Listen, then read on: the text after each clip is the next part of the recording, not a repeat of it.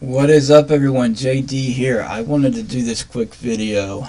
If you have watched the last one, you know that it was about the charging hearing, and I sent that over to Harsh Reality because of his sizable audience, and I wanted to get that out.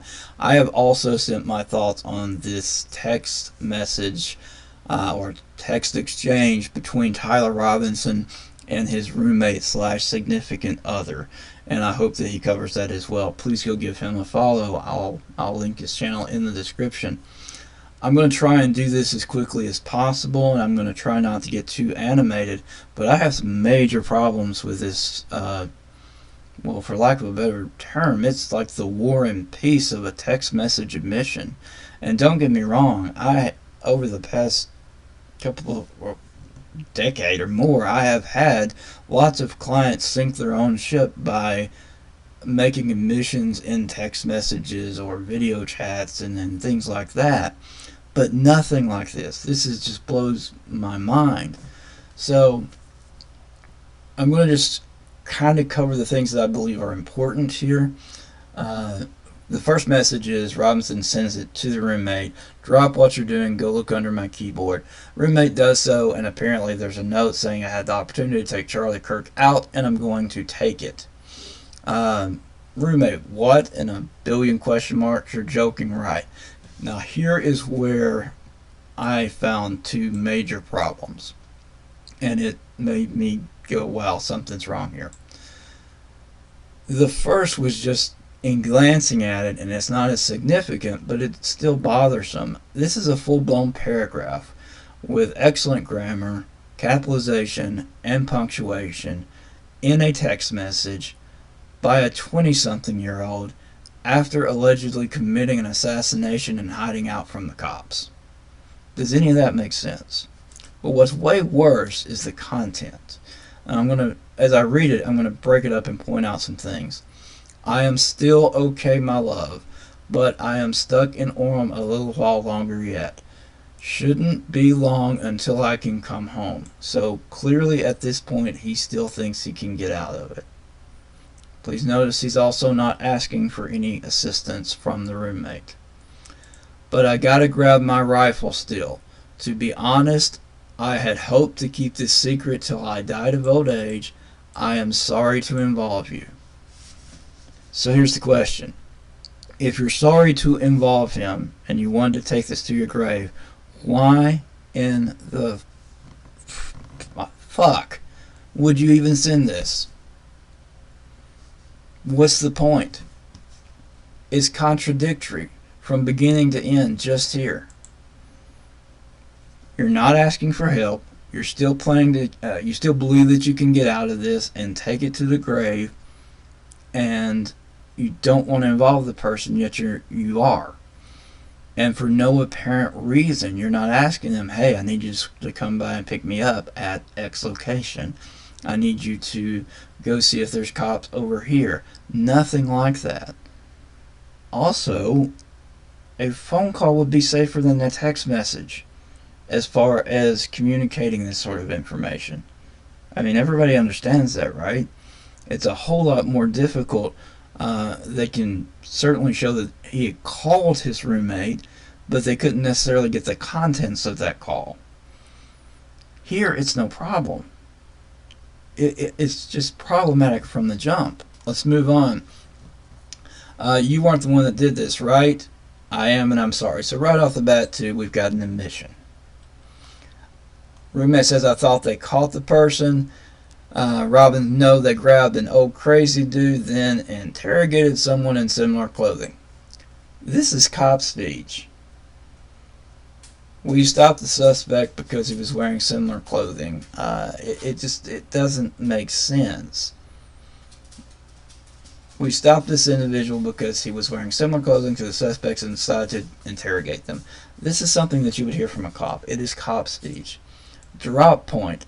Also military or cop speech. It doesn't sound like something that a 20-something would be saying in the context of a text message after this alleged event. And again, full-blown paragraph here and fairly significant punctuation. And then the roommate asks why. Now, I don't have a problem with this, because that would probably be one of the very first things I would ask is why. If this were real and my significant other or roommate had told me they had done this, this would be one of the first things that I would ask after I believed them. What it bothers me is this. Robinson is clarifying now what we're talking about. Why did I do it? Now we're talking about motive. Hey, everybody pay attention. We're talking about motive now. The motive is I had enough of his hatred. Some hate can't be negotiated out. So Robinson is now making sure everyone that reads these text messages knows that the reason he did this is because of Charlie Kirk's, as he saw it, hatred. And I assume his political positions. So, again, it's just too convenient. Robinson goes on talking about, if I'm able to grab my rifle unseen, I will have left no evidence, going to attempt to retrieve it again. Again, this is cop speech. The suspect attempted to retrieve X. It's something that I would expect to read in a transcript of an officer testifying on the stand, not a 20-something-year-old. Perfect punctuation, capitalization. It's beyond belief. This is another one I had a problem with. This is a question you would eventually have, but in the heat of the moment, in just learning all of this, how long have you been planning this does not seem to be that critical of an element. Why does it necessarily matter? Well, it matters to law enforcement because it proves intent. Now, in the law, intent can technically be established in an instance. I can decide to stand up from my desk, go into the other room, and kick my dog. That is, I formed intent to do that. And I can do it that quickly, and that's all the law requires.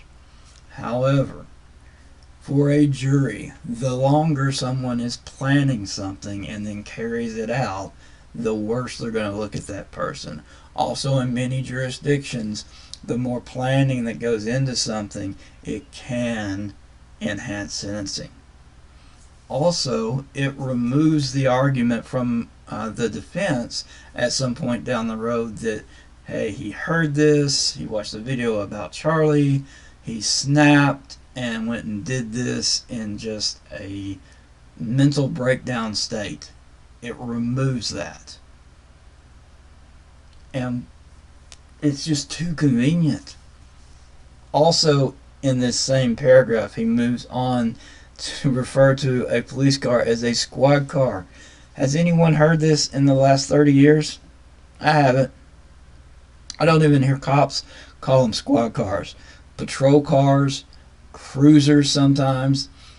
The general public, it's a cop car or a police car. Squad car? Are you kidding me? No. Swept that spot instead of look there.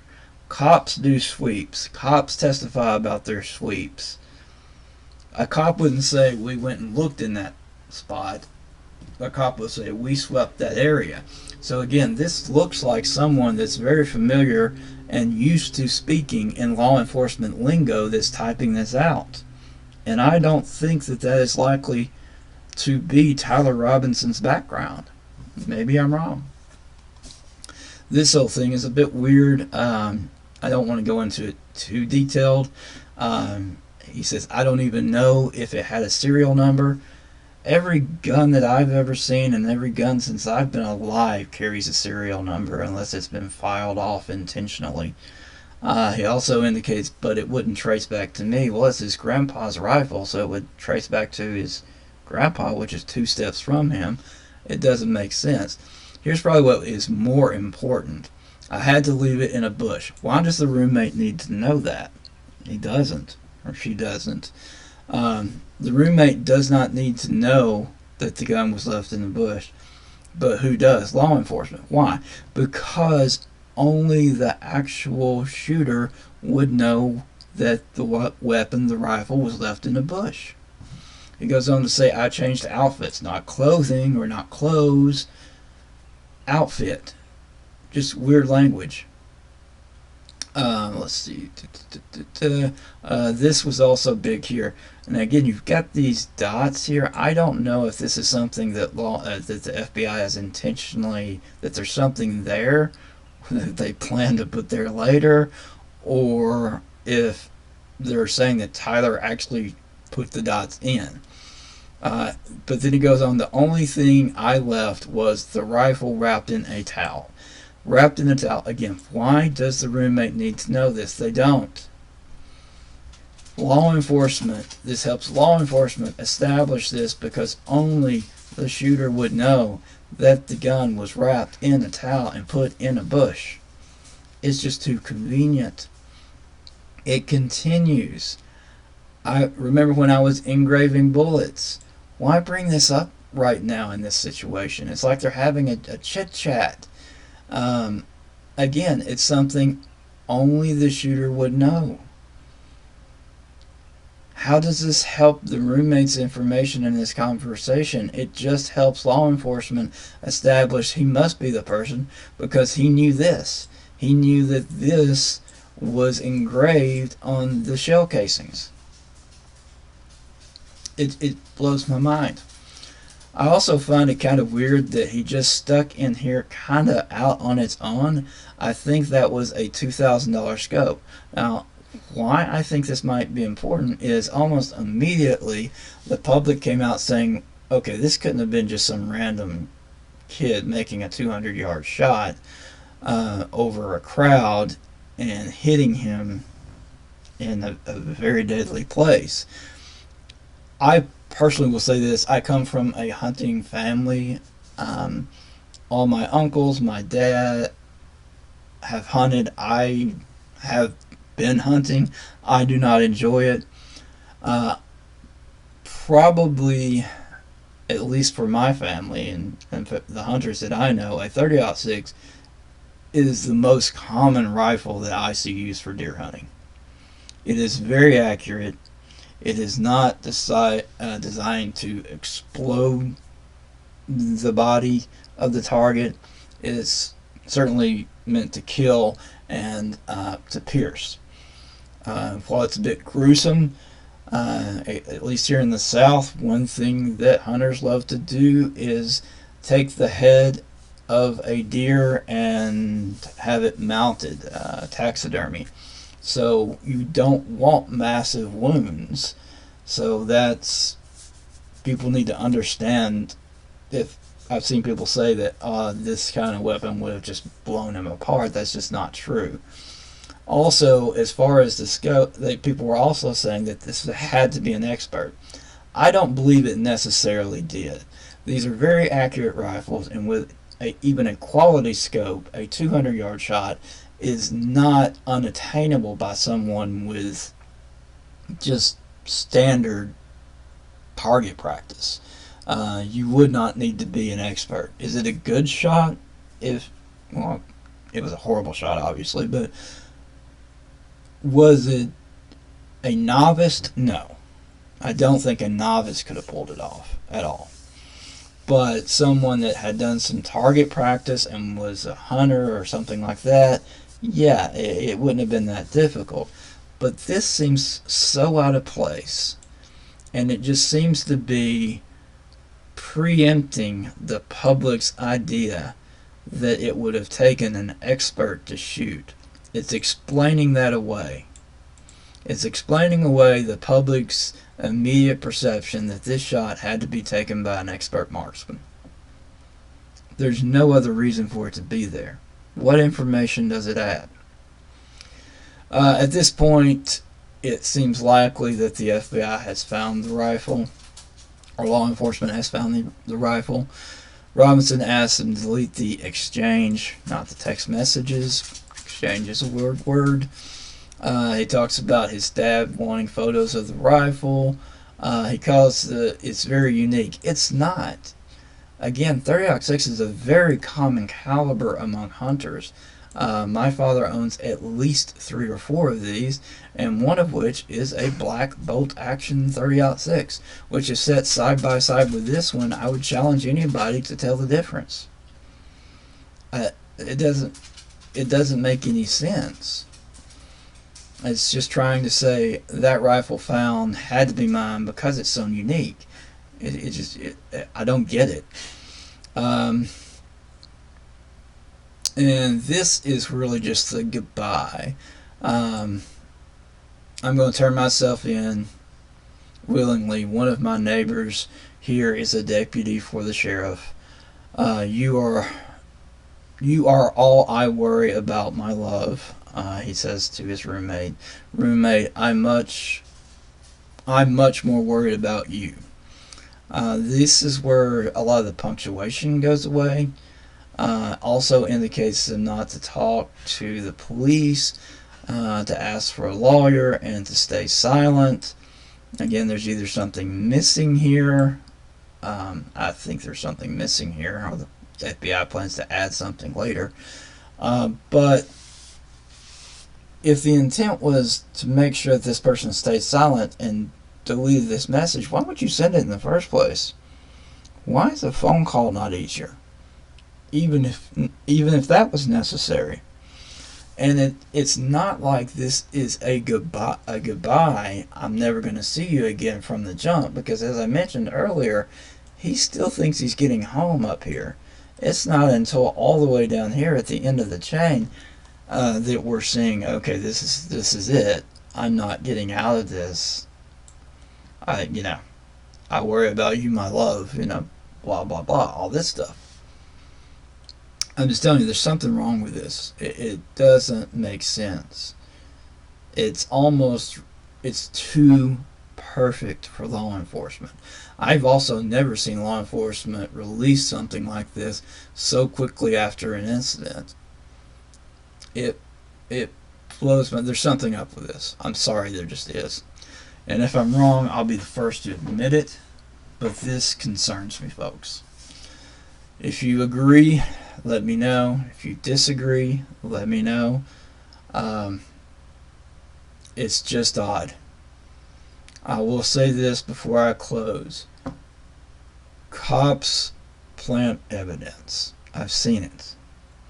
They manufacture evidence. I have seen it. I have caught them doing it. I have established it in court. Many times, in fact, in my experience, most times, in my opinion, they are doing it because they believe the person truly is guilty and they're just trying to make their case stronger.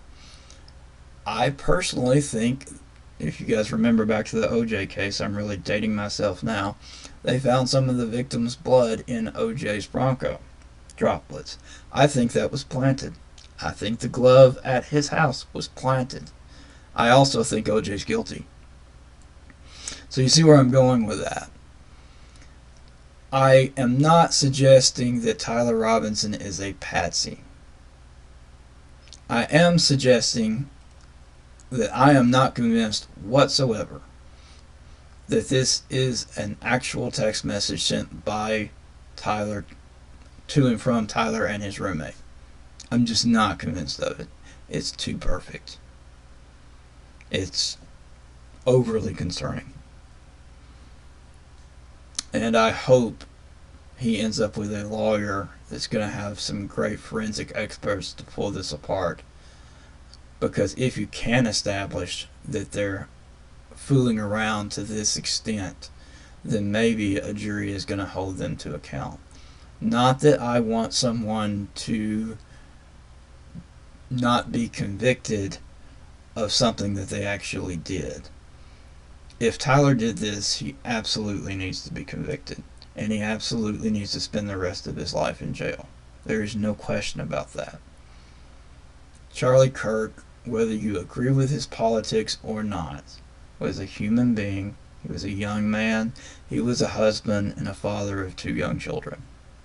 And he did not deserve to die. And if you disagree with my stance on that, then I invite you to leave. I am personally what I would define as a progressive. I don't agree with Charlie's stances. I can't think of any I agree with his stances on. But I do agree with his right to have voiced those stances without violence being perpetrated upon him, and certainly without something like this happening to him.